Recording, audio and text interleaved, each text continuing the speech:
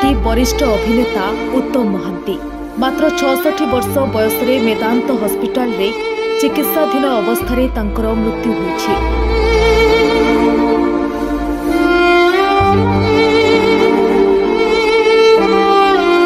गत किछि दिन हेब लिभर सिरोसिस रोगरे से पीड़ित थिले।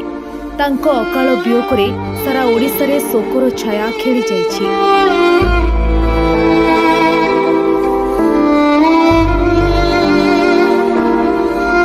1977 मसीह से अभिमान चलचित्र जरिया ओडिया कथाचित्र जगत रे अभिनय करबा आरंभ करथिले।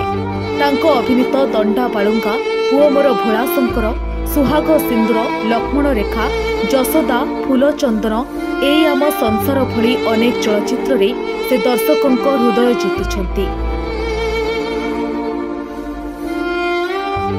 तांको जीवंत अभिनयर छाप तांको सदा सर्वदा अमर करि रखिबो।